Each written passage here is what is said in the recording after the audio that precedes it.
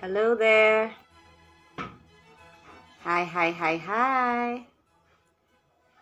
Good morning, good afternoon, good evening, depending on your time zone. Trust that you are doing very well. Welcome to Living on Purpose Mentorship Class, June edition.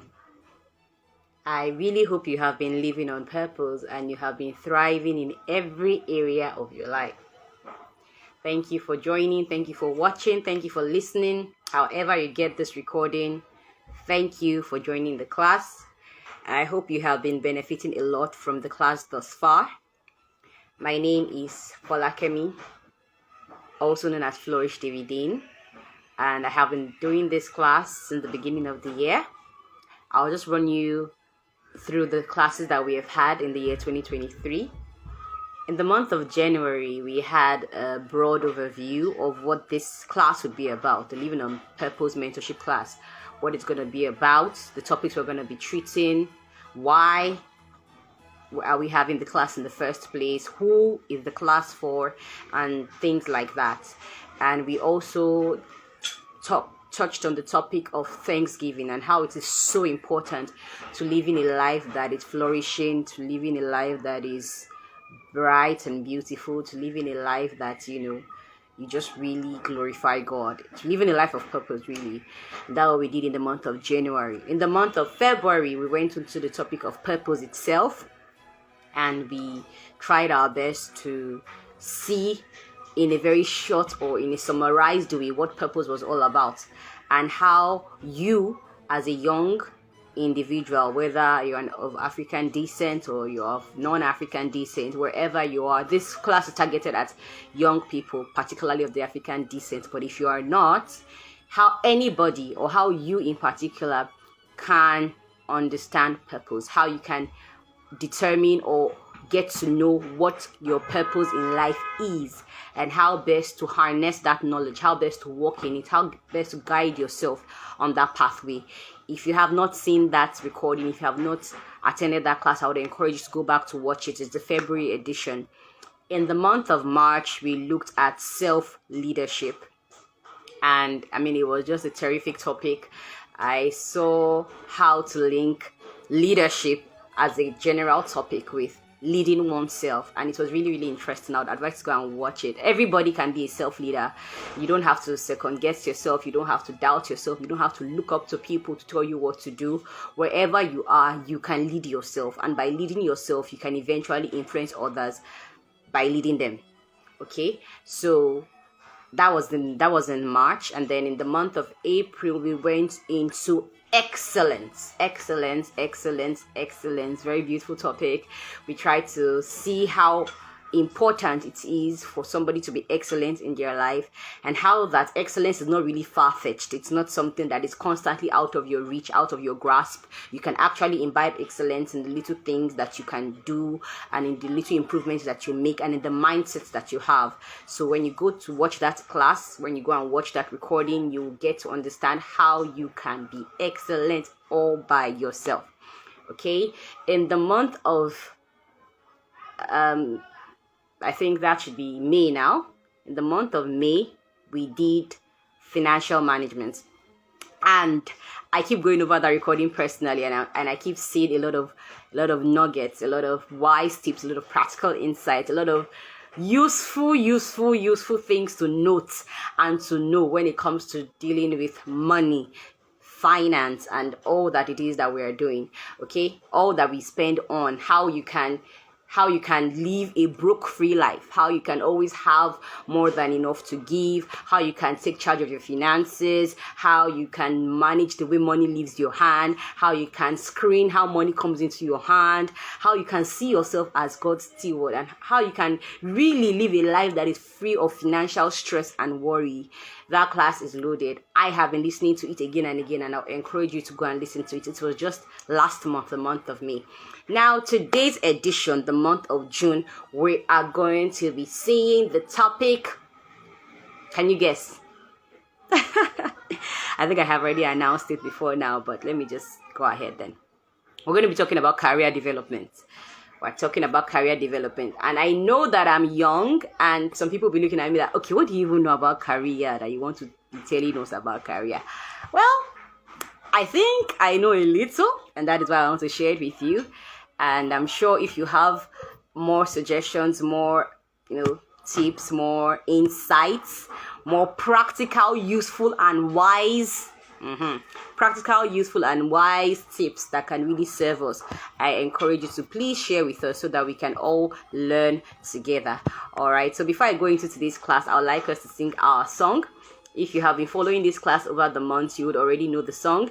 But if you do not know the song by now, I would be singing it, and I'm hoping by the next class or classes, you will be singing with me.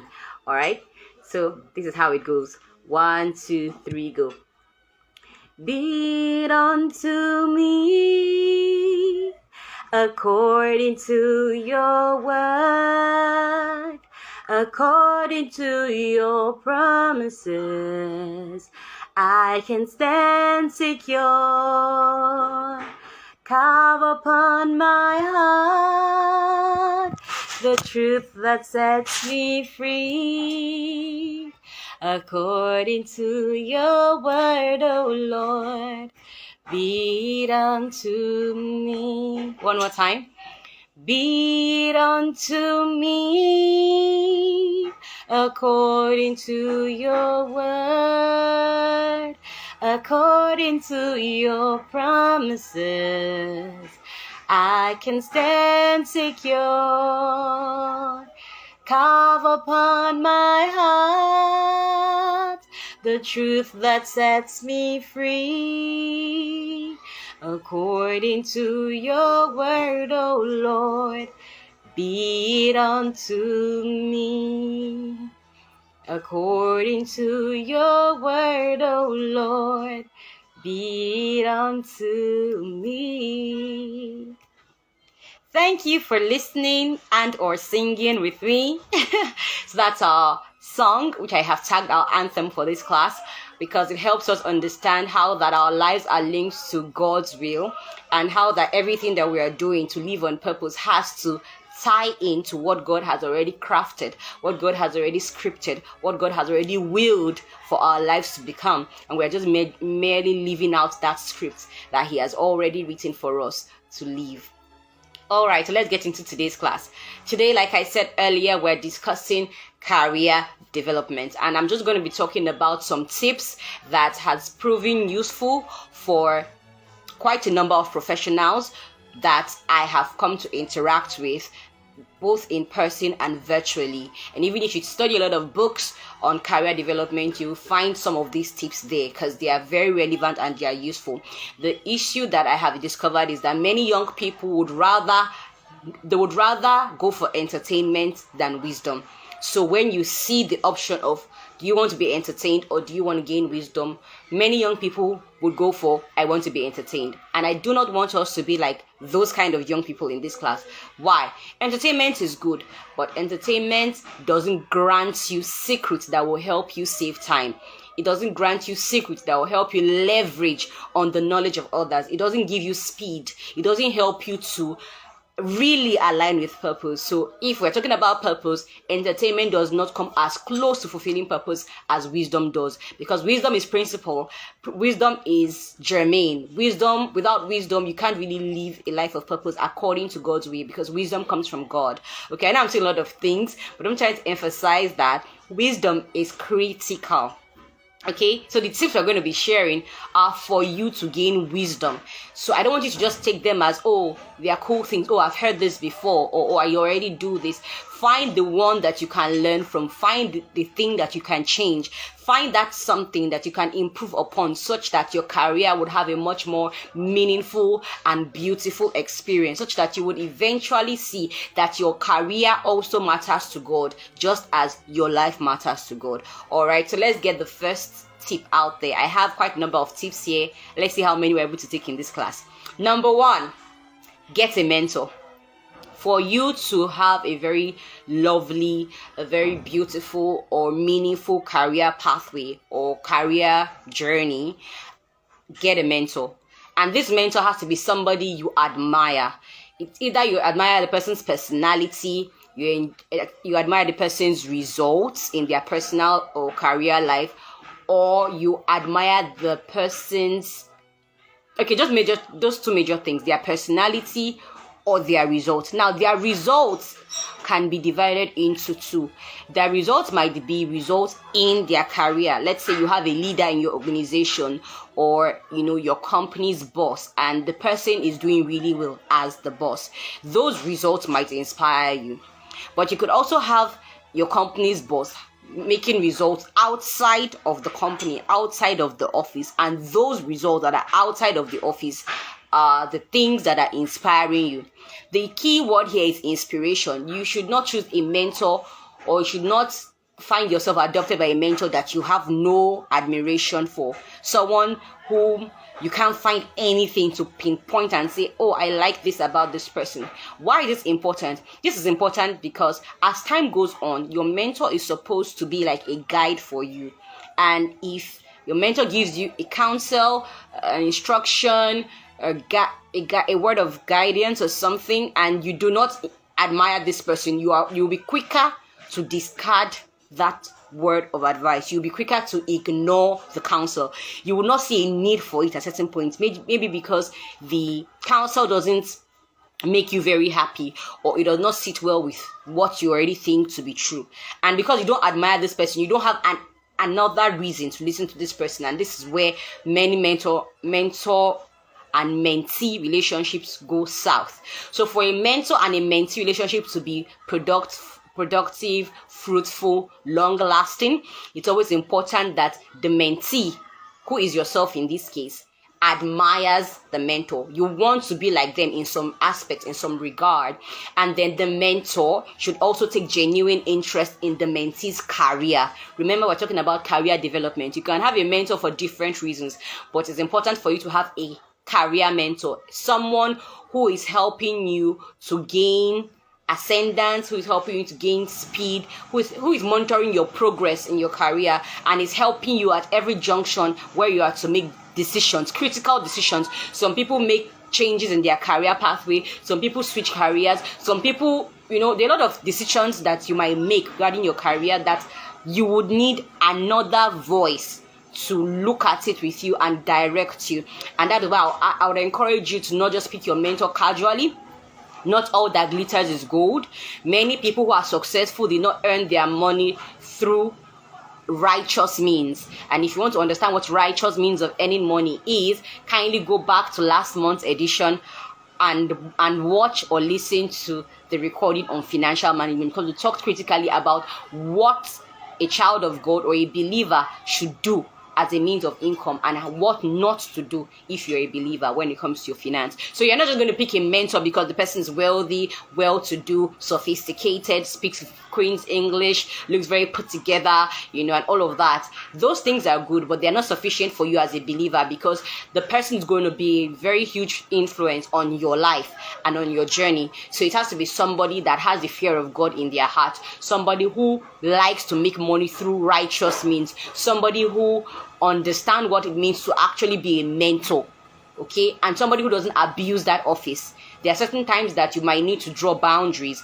Your career mentor should, as much as possible, stick to career matters as much as possible. It is possible for the mentor to also guide you in other areas, but the focus should be career, because that is what will make your mentorship relationship very fruitful. When it has a scope, when it has a focus, it's easy to be able to say, this is the boundary, this is what I'm going to be able to discuss with my mentor, this is what I'm not going to be able to discuss with my mentor, and this is how far my mentor's guidance will take me. Okay, it's good to have those boundaries. The Holy Spirit is our major and primary mentor, actually, and he's the one who guides us in all our decisions and in all the choices we'll be making in our careers. However, you need a human interface. You need a human that understands your personality, that you can talk to, that you can pour your heart to. Let's say you got a very comprehensive review at work, and your key performance indicators were, for some of them you did very well, for some others you did not do so well, and you are stuck in between some decisions you want to make about that job or about your career in general. Some of these things you might not be able to discuss them very well with a colleague. You might or might not be able to discuss them with the same supervisor who did this review on you. It's very important to have a mentor who might be in your organization or might not be in your organization, who is able to tell you what to do, what not to do, and how to improve, because the person must have been there before, and the person is able to also pull you up to where they are or pull you higher than where you are. I hope you understand, and I hope I'm not too fast because I have a lot to say actually. In addition to a career mentor, some people think about getting a career coach. I would not advise you to get a career coach at this point in time, because I believe I'm talking to a young audience. I would recommend a career coach for people who are already getting to the peak of their careers. Why this difference?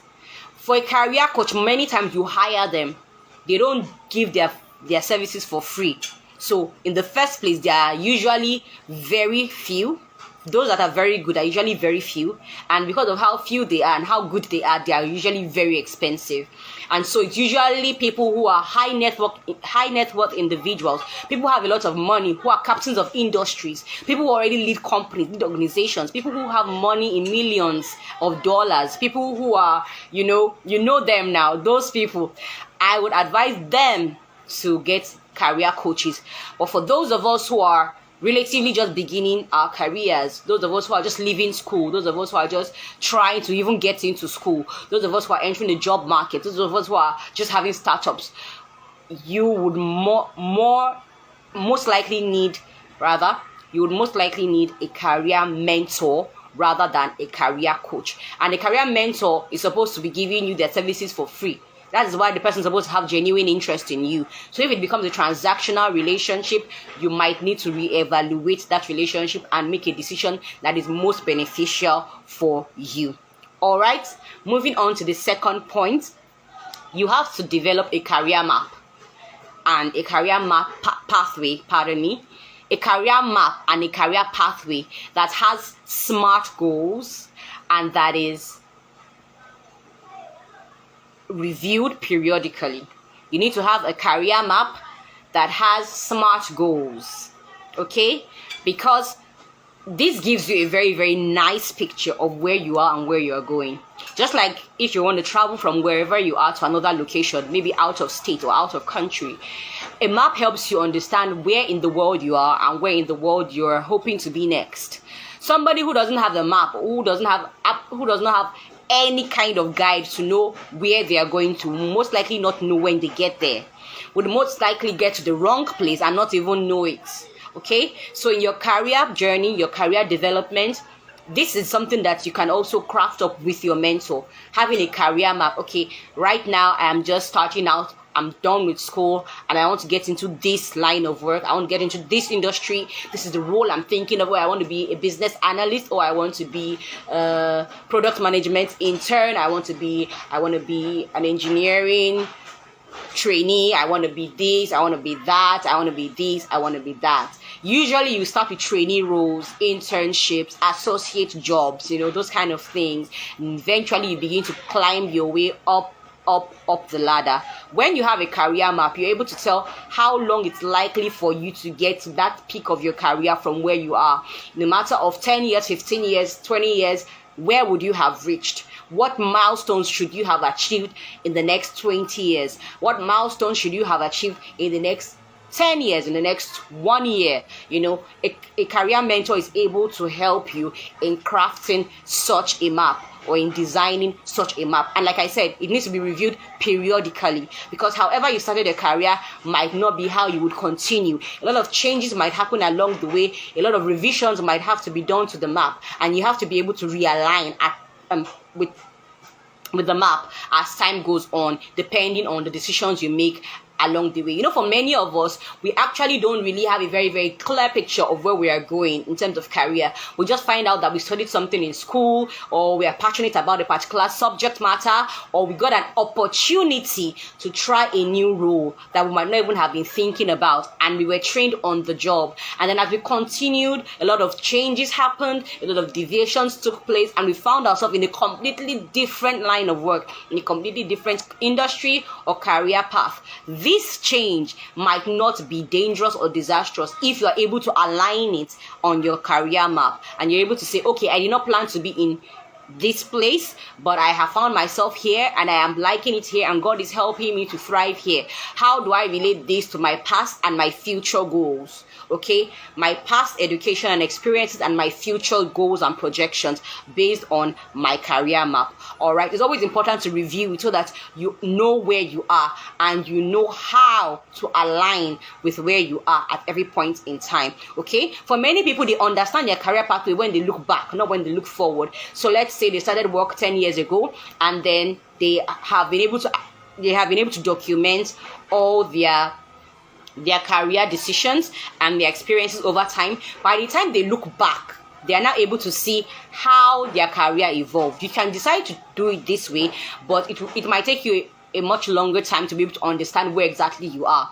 And when it's time for them to select somebody from the pack, whenever they pick on you or they select you, you begin to have that, what they call it, imposter syndrome, and you're like, why me? Can I really represent this organization? Can I really represent this industry? Why? Because you have not really understood your career pathway. If you understand your career pathway and your career map, you would less likely have an imposter syndrome, because you are intentionally making progress in your career pathway. And as you make progress time and time again, when a unique opportunity comes to you, you are still able to manage the opportunity without having the imposter syndrome, because it is in your mind's eye, it is in your vision board, it is on your career map. You are seeing where you are going. So if the opportunity comes earlier than you planned, you are still ready to receive it because it was still in your plan. Do you get me? I really hope you do. All right. The third tip on your career development is have a great attitude to work. I don't know how best to emphasize this. It's so important for you to have a great attitude to work. You have to be that person who is not just good, but great. Now, what do I mean? Before you start getting fidgety. First of all, appreciate feedback. Be that person that whenever you get feedback, whether it's from your colleagues, your subordinates, your superiors, whoever, you are willing to accommodate the feedback and make changes accordingly. Let it not be that once somebody tells you something, you're already being critical, you're already being upset, you're already being defensive. Oh, how could she tell me that? How could he tell me that? Do they know how hard I work? Do they know what time I got here? Don't have that kind of mindset. Love feedback. People who do excellently and who go very far in life and go very fast, very far. Go very far, very fast. Yeah, just arrange it for me. Those who go very far and do it speedily are people who usually appreciate feedback. Nobody knows it all. Nobody is perfect. So if somebody's advising you, trying to help you, trying to correct you, if I may say, you should not be too quick to stop them. You should be more ready to listen to them, sieve their information, filter it and say, okay, this is your perspective. I agree with this. I'm not sure I agree with this other one. I'll see what I can do with what I agree with. I'm going to make some changes. I'm going to improve. I'm going to learn more. I'm going to be better. Okay? Be that kind of person at the organization whereby anybody who is looking for honest feedback can rely on. If I'm looking for somebody to give me a feedback on a group or an individual or on our system of work, I should be able to come and meet you and say, hey, Praise, what do you think about this new concept, this new project, this new product we're working on? And I expect you to be honest enough to give me that feedback that I know will be beneficial to the organization. Don't be too critical. Don't have a bad mindset. Don't be gloomy. Don't be full of despair. Don't be that person that wants to come into the room, everybody's already sad because you already carry an air of gloom and doom and sadness. Don't be that kind of person. Have a great attitude to work. Be a team player. Be a good team player. Always offer a helping hand. Always offer a listening ear. Of course, not to gossip, but when somebody needs to pour out their heart, when somebody needs to vent, when somebody needs to share their mind, let it be you that they can meet and they know that whatever they've shared with you is going to be kept in all honesty and all discretion. Be that colleague that people can come to you and lean on their shoulder when they are tired, when they are feeling the weight and the burden of their work, they can talk to you. Be that colleague that even your supervisors like to have in the room because they know that you bring a positive energy, and even if you don't have all the answers, you always try your best to contribute where you can. Be that person that always offers a helping hand and always offers a listening ear. Have a great attitude to work. Even when they give you much more work than you bargained for or than you think you can handle, give an expression that you are willing to accommodate the work. And of course, when you require help, do not hesitate to ask for it. That is how to be a good team player. Usually you are working in a team. Usually you are working in a group. You are not working alone. It's important to leverage on the strengths of others, and it's important to realize that you cannot succeed far alone. If you want to go fast, go alone. If you want to go far, go together. That is a common adage, and I think it plays out in the career space a lot. So I believe everybody on this call or everybody in this class wants to go far.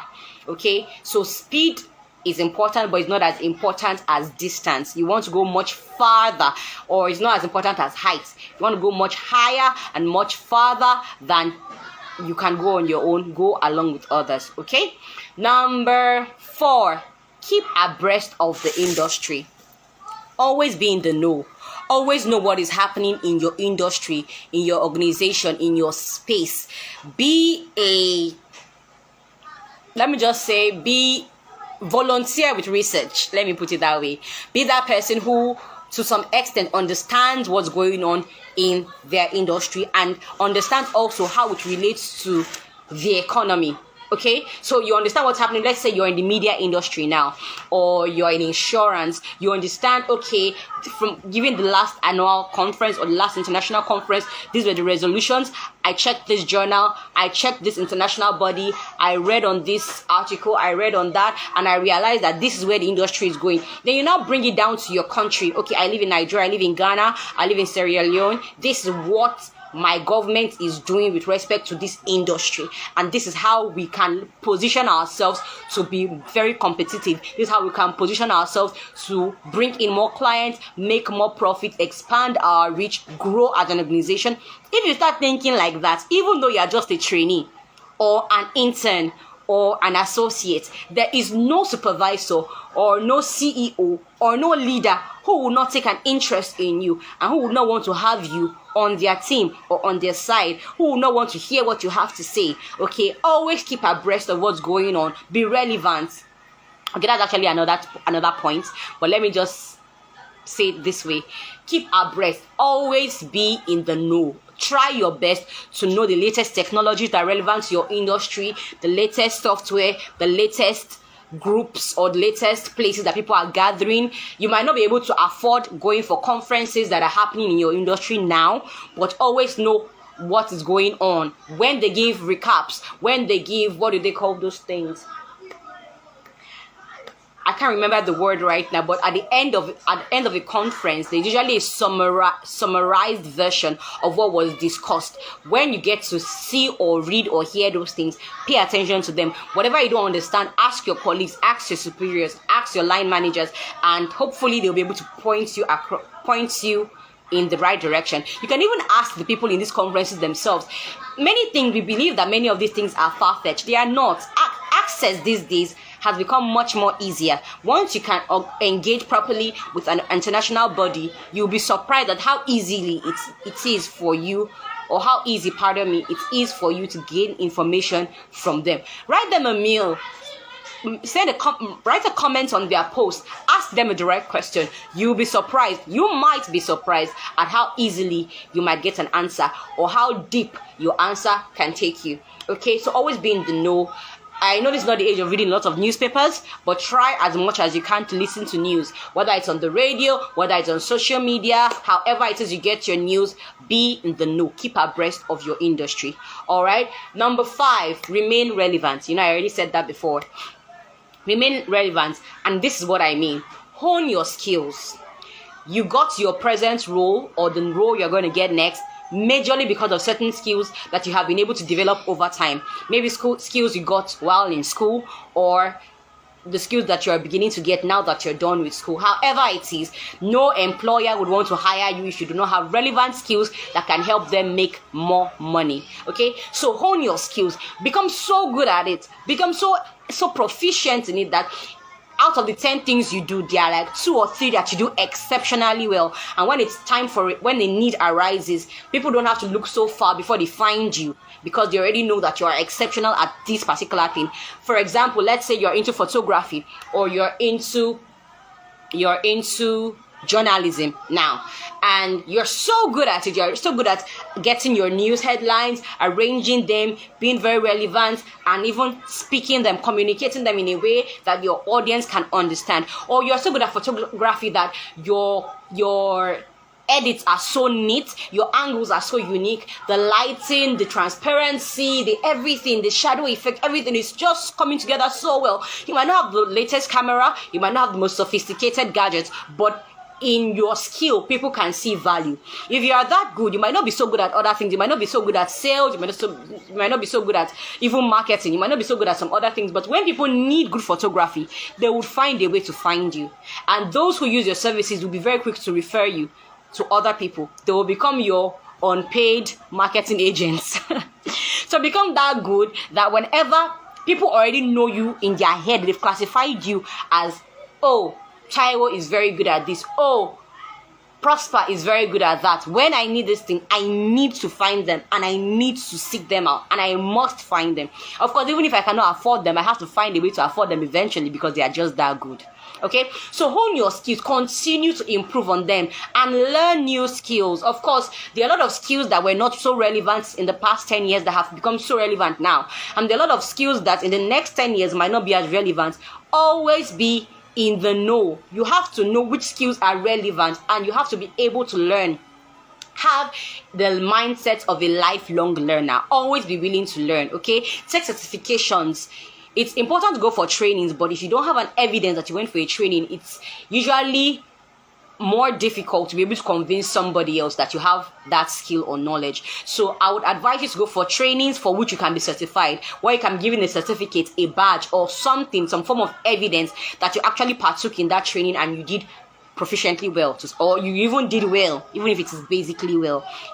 Try to take certification, document them. LinkedIn is a great platform for professionals. When it has to do with career, LinkedIn is good. People have talked about other apps, but for me, my recommendation is LinkedIn. Try your best to document your experiences, your achievements, your certifications, your knowledge on LinkedIn. You'll be surprised at how far that will take you.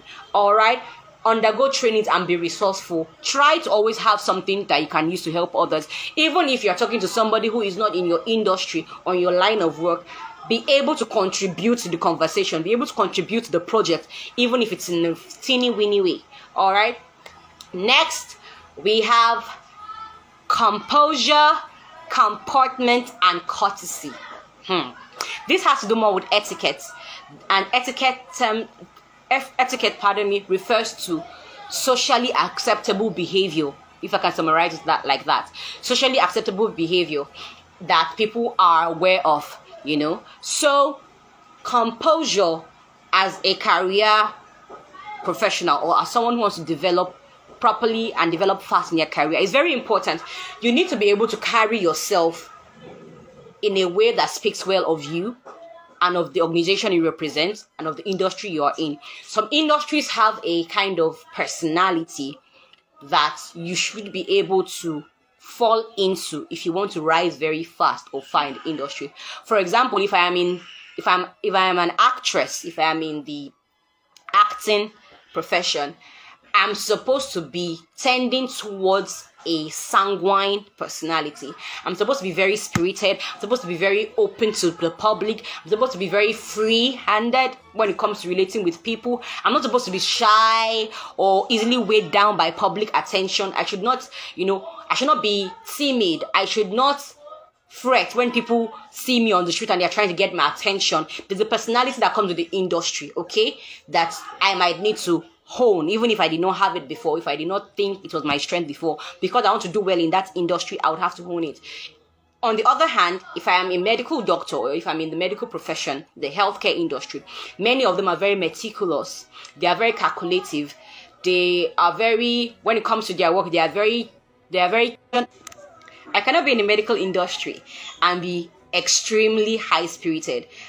My colleagues, my supervisors and co might think I am not the ideal doctor or nurse to attend to their patients because I'm dealing with human lives, and if I am not calm, calculating, and very diligent with what I'm doing, I could lose a life. It's that important. So every industry has a personality that comes with it.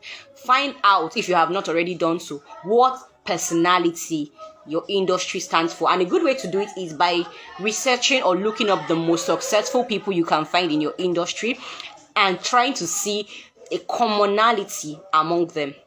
By the time you see the commonality, it will be easier for you to see the personality that befits that industry and try to imbibe it, try to have it, compose yourself along that line so that you don't look aloof or you don't find yourself being like an outlier in the negative sense or like an outcast or a weirdo in the room. Okay, then comportment also has to do with that, but it also has to do with the way you put yourself together and the way you present yourself. Okay, so even in the way you carry the way you carry yourself, the way you carry your belongings, the way you dress, the way you address people, all of those things together, it's like your presence.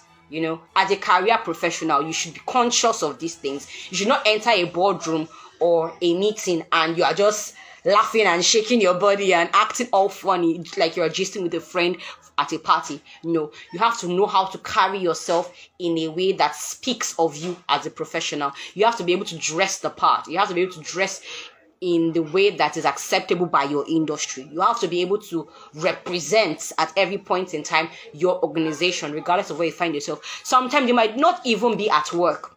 You might be on the field, you might be at site, or you might not even be doing work at all, but you might meet somebody with whom you have a work relationship with. Even though you are very casually dressed at that point in time, you should be able to relate with the person officially or in a manner that speaks of your work relationship. You should not all of a sudden become very chatty. Let me give you an example. So let's say you are an assistant, a personal assistant or an executive assistant to an executive apparently, and you have the privilege of meeting with some other executives or some other CEOs by virtue of your work. Okay, imagine you now go to a social event, you go to a party, or maybe not even a party, let's just say in your neighborhood, and you see one of these executives and you are able to access the person. Even though at that point in time, both of you are most likely casually dressed or you are not formal in that sense, because the nature of your relationship between you as a personal assistant and the executive is formal. It's important to remember as a career professional that you should remain formal with the person, especially if the person is superior to you. If the person now decides to go informal with you, then you can follow their cue. Okay, it should not be you who goes ahead and say, "Oh, what's up?" and you're like waving and you're trying to get a hug, and doing stuff that just speaks of so much familiarity that was not there before. You should be able to know how to comport yourself. Okay, and courtesy has to do with the way you respect people. You respect their personal space, you respect their belongings, you respect the need of the time, you respect what other people expect. Did you get that? You respect what other people expect of you.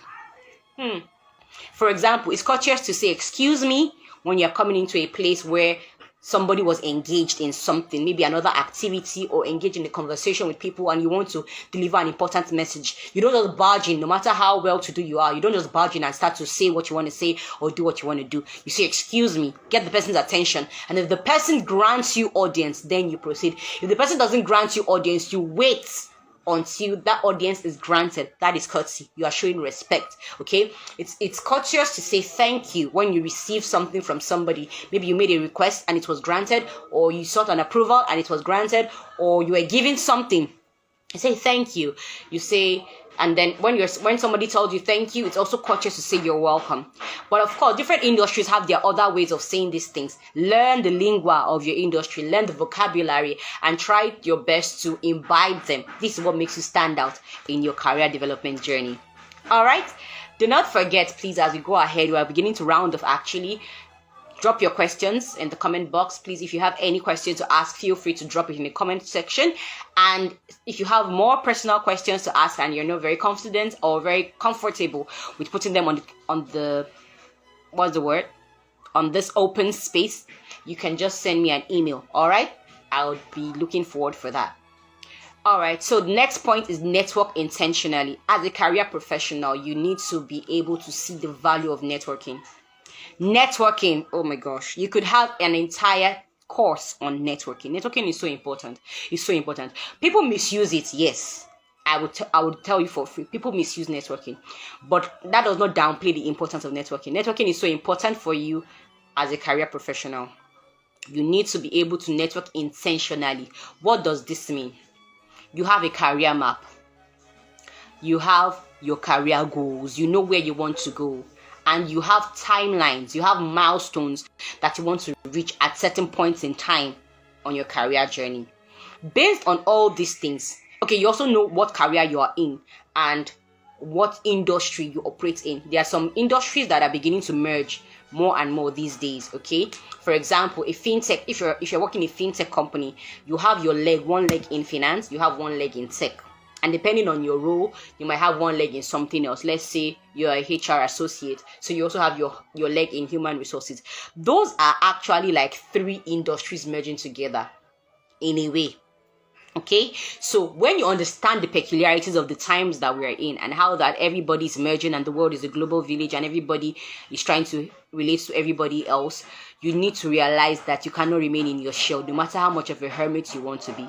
You need to put yourself out there and network intentionally, not with people who waste your time, not with people who are likely to dupe you, not with people who are likely to take advantage of you, but with people with whom you can see yourself making progress in your career, people who might be ahead of you, but you can see that they have a heart for the younger generation, people who you see that they want to really give back to society, they want to give to society, people who you see that they have a liberal hand, they like to share their knowledge, like to share opportunities, people like that. It's good to network with them.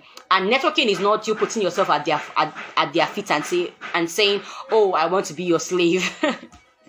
I don't know if anybody actually says that, but you are not going to them because you are hungry and you are desperate. No, you're going to them because you see networking as an important tool for your career development. And this should show even in the way you present yourself. In the way you present yourself, you should be able to offer value to this person.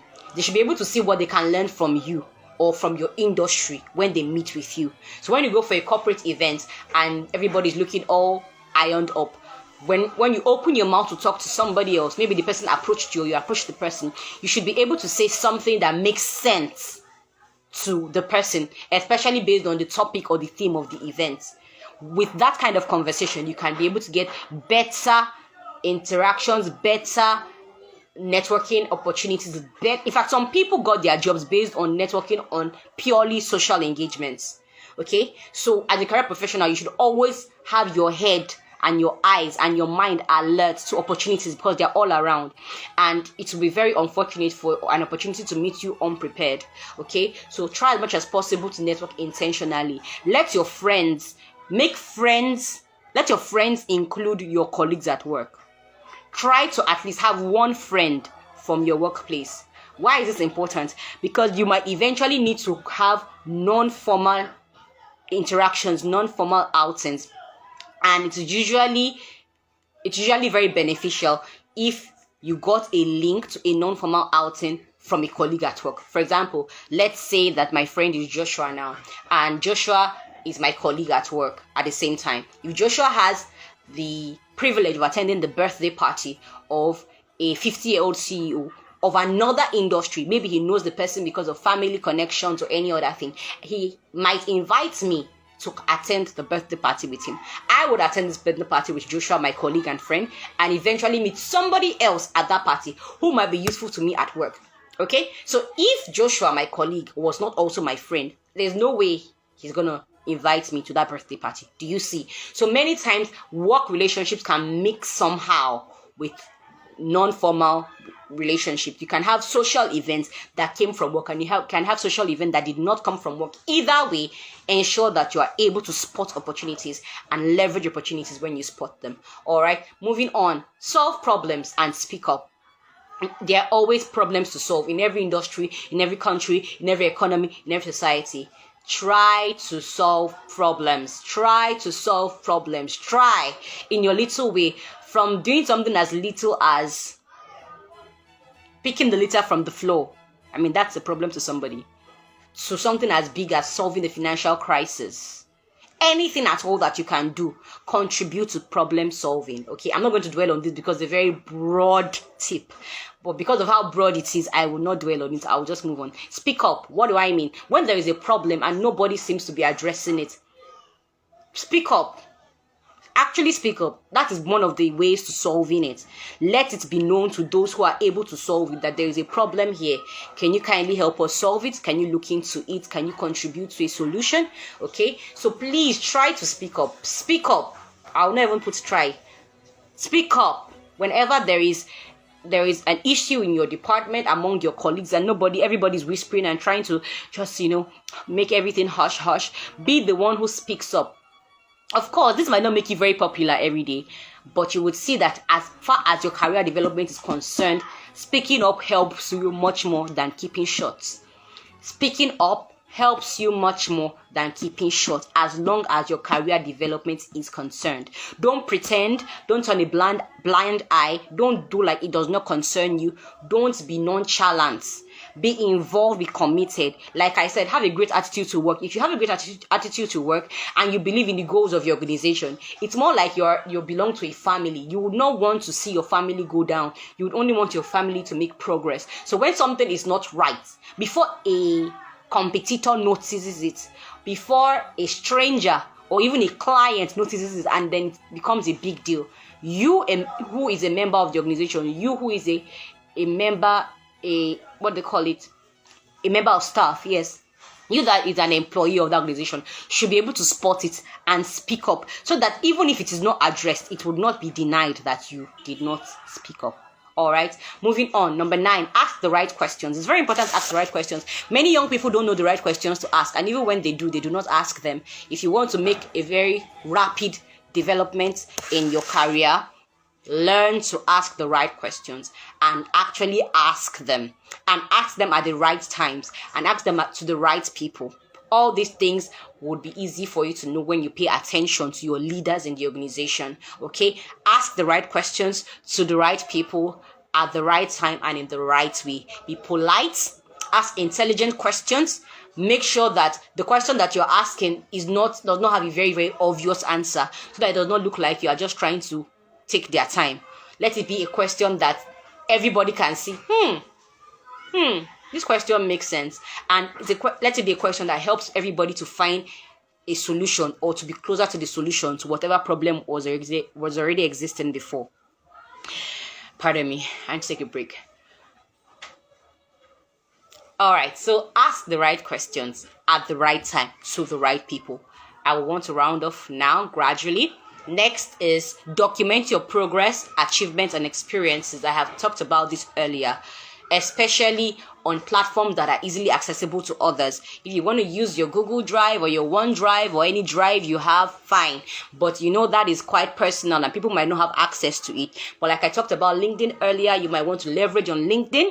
You might not consider your achievement so notable right now or so big. But I tell you, all those little things that are seemingly small to you would eventually become a very magnificent masterpiece by the time they all come together. Okay, so put them like Legos, put them like blocks, one by one by one by one. For example, you attended this conference last week. Document it. What were your highlights? What are you hoping to see next time? You recently finished this course. Document it. This was what you learned. This is how it's going to help you. You recently gained another skill. Document it. You want to do something. Document it. Now, because you're talking about career development, don't sound too unofficial. Don't let it sound like it's your normal social media page where you can be all of you on social media. No. When it comes to career, like I said, you have to have the persona of your industry as far as you can be. The comportment, the composure, how your industry expects you to look like. That is how you should be. Because you're going to be talking to other people in your industry and they need to be able to hear you speak their language. They need to be able to be sure that the person that I'm talking to is not a clown that is disguised as an engineer. It is actually an engineer who might actually have a sense of humor, but is not a clown. Do you understand? It's very important for those questions not to be arising in the minds of your readers, because they will not take you seriously if that is the case. Okay, moving on. I just talked about it. I'm going to buttress it again. Number 11, monitor your track record. everybody has their own race that they are running. Okay, so as much as you're admiring other people and you're being inspired by their accomplishments, don't compare yourself unnecessarily with them. Monitor your own track record. As you are making progress, be monitoring it, be paying attention to it. If somebody should ask you a question, you should be able to tell them the story of how you're able to make it from school to where you are. How you were even able to get into school in the first place. You should be able to tell them categorically what helped you, what did not help you, what you would advise your younger self, what would you advise your younger ones, what you would advise someone who is just about to take the same or a similar track like you have done. You might not think that you are high up there at this point, but where you already are, you have a handful of experiences, a handful of knowledge and wisdom which you have garnered from your experiences and your trainings and your readings and your exposures that you can use to serve another person or another group of people or another generation and help them on their own track. Okay, so pay attention to your track. Know your track record. Know what has stood out for you over the years. Know what stands you out from the crowd. Know what makes people to think of you. Okay, know your unique story. Have your unique story and love your unique story. As you continue to craft and recraft it, love the one that you already have. All right. Number 12, learn from other industries. I said it earlier. We are in the era of a lot of interrelatedness, a lot of interconnectivity, a lot of mixing, a lot of cross-carpeting. It's very important for you to be able to learn from other industries and to relate to other industries. No matter how much of a geek you want to be in the tech world, you need to understand other industries. You need to be able to you need to be able to speak the language of other industries if you want to go far in your career. No matter how much of a nerd you were in school, no matter how much of German you went to go and read, you should be able to speak English language when you're speaking with English people. You should be able to speak English language in a country where their lingua franca is English. Do you understand? Cross-carpeting with industries. Of course, you cannot be in every industry, but when knowledge from another industry comes your way, don't be quick to dismiss it. See what you can learn from it. See if you can understand what they are saying. And when you do, you find yourself a much more valuable career professional than you would be if you did not take the opportunity or the advantage of learning from that industry. Do you get it? I hope you do. Learn from other industries, okay? Number 13, take breaks occasionally. Oh my goodness. I need to stress this, but I don't know how to stress it so much for you to see how important it is. Take breaks occasionally. You are not a robot, you're not a machine. And even these robots and machines need frequent servicing and, checks, okay? You are not a robot. You need to have a balanced life as much as you can. There is this debate about having a work-life balance, whether it's a reality, whether it's possible, whether it's a farce, whether it's a myth, whether it's anything. If you want to know my own opinion on that, you need to send me a special message before I'll answer it. But try to take breaks and rest. What should you do when you have breaks? Rest. Actually rest. Defrag. Let the stress, in quotes, of work try to leave you. Relax. Relax. Force yourself to relax. There's some of us who are so tied up on work that to relax now becomes work in itself. Make it very important for you. Make it very important for you to find time to rest. Okay? Relax. And when you're also on break, try to reflect a lot. Think about your present situations at work. Think about all that you've been engaged with. Think about your recent past. Think about your most imminent future. Think about your long-term goals, your medium-term goals, your short-term goals. Think about the challenges that you're facing. Think about your progress and your achievement. Think about your accomplishment. Think about everything that you can think about when it comes to work. But don't think too deep that it now becomes work. Just reflect mildly so that you realign and reposition yourself pending the time you return to full active work. Okay? And rejuvenate. Whatever it is that gives you strength, try to do it in your break. Try to get, a lot of good food, fruits, eat well, balanced diet, feed your body, take care of your body, pamper yourself during your breaks. Just try your best to give yourself the needed rest you need. Career is not a game. If you are active in career, you're not just passing time. You are actually investing, you're actually using your body. So you have to be able to give your body back what it must have or may have lost while you were working, in terms of care, in terms of attention, in terms of checks. You might want to go for medical checks, you might want to do different things. Do whatever it is that is important to you so that you can rejuvenate. You might want to go on a vacation, a staycation. You might want to go to the beach. You might want to go to the movies. You might want to just give yourself some really nice treats. However it is that works for you. Don't forget budget. Budget is very important. So while I'm giving you this advice of taking care of yourself and going on breaks, remember last month's class on financial management. You're not going to be spending money anyhow just because you're on break. Okay? Because if you do that, you might regret it later on. Alright, so few more points before we round up this class. I hope you have learned so much already. I have 3 more points here. Number 14, enjoy and celebrate rewards of yours and others. When you do well and you are rewarded, enjoy it. Don't say, oh, I didn't do that, I don't deserve it, Don't be that career professional that does not know how to thank God for what God has used them to do. If your organization or your industry is awarding you for something you have done, your colleagues are celebrating you for the way you've helped them on a project or on a task, everything should be to the glory of God every time.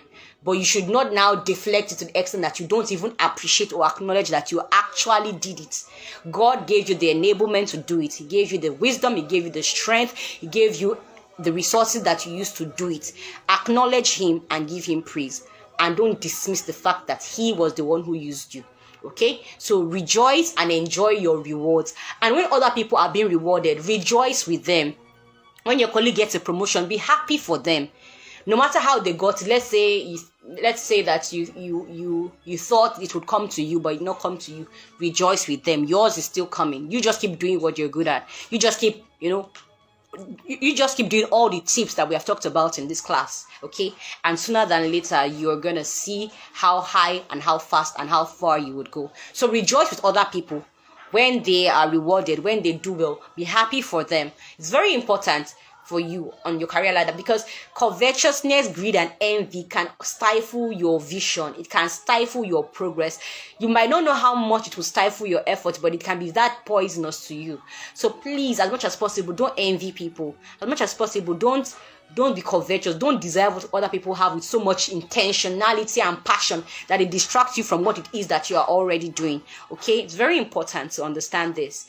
Learn to rejoice with other people and learn to enjoy your own rewards. Soon they will be multiplied and they will go all round.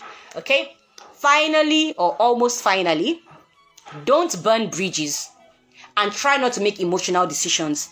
There'll be times in your career that you would see the need to leave your organization, to completely change your career path, to leave your industry, to venture into something new. When all the decisions are being made, they might be hard decisions, they might be tough decisions, they might be decisions that would make you offend people or offend some relationships. As much as you can, try not to burn bridges. Even if the circumstances surrounding your living or surrounding whatever decision you are making are not the best, in your own wisdom, as much as you can, live at peace with everybody. When you are leaving the door, don't let them have a lot of legitimate things to say about you that are ill things. If they want to legitimately speak about you, let them still be good things. And they'll be saying things like, Yusuf was actually a very nice colleague. I really enjoyed his time here. So unfortunate to see him go. Let those be the kind of remarks people are saying about you, that they're already missing you. They are hoping you do well where you are. Some people might even be so negative and say, they hope you don't find a better job so you can come back. But at the root of that negativity, you see that it's just selfishness. They want you for themselves, but they don't deny the fact that you are actually a very good career professional. You're actually a very good employee. Okay? So let this be your statement. Every time you are leaving an organization, try not to burn bridges, such that whenever, because it's a small world, so whenever you need to get something from that organization, whether it's a recommendation or you just bump into them, or you just find out in the future that your next company or the next place you are working has a need to relate with that organization, and it is you that is in charge of facilitating that need, you will see that things will become awkward if you left on a sad note. Okay, so as much as you can, maintain relationships. Even though you have to change jobs, even if you have to change careers, try to maintain relationships and try not to make emotional decisions. You might be so angry and fed up with a lot of things in your organization or in your industry or around where you work that it's pushing you to make a decision. Ensure that the decision you're making is not purely emotional. Ensure that it's first of all spiritual. That means it has God's backing. Ensure second of all that it's logical. That means it makes sense to your career map and also to your career mentor and for your career progress. Number 3, make sure it has a positive effect on your family and loved ones. Very important. It might not be an imminent effect. It might be a resultant effect. However, the effect that comes from your career move or your career decision should have eventually a positive effect on your loved ones. And finally, number 16, be a lifelong learner. Be a lifelong learner. Very important for you on your career journey. Always learn. Always learn. You might not be in that school mindset where you have a notebook and a notepad and a textbook and a jotter and pencils and different colors of crayons and stuff. I know people who knew me in school would know that I liked colors. I still like colors, yeah. But however it is you learn, okay, continue to learn. There are some of us who learn better with video materials. Do a lot of YouTube video watching, and however you're taking courses, make sure that they are video based, since that's the best way you learn. Some of us are very good with reading. Read books, read materials, read articles. Some of us are very good with audio, listen to podcasts. Ensure that you are constantly learning. You might not be like me. For me now, even when I'm watching movies, I'm trying to learn like I'm in a class, right? But that's just me. You might not be like me. Enjoy your movie, but whenever you're not watching the movie, ensure that you are learning. Learn every time, learn every day. All right, guys, thank you so much for joining today's class. I hope you learned a lot, and I would encourage you to listen to it again and again and again and again and again, like I would be doing. Don't forget to watch the previous editions from January, February, March, April, May, and now June. And I would like you to guess the topic we'll be taking in the next month. What topic would we be taking in the month of July? Let's see who will get it right. Until then, guys, enjoy the rest of...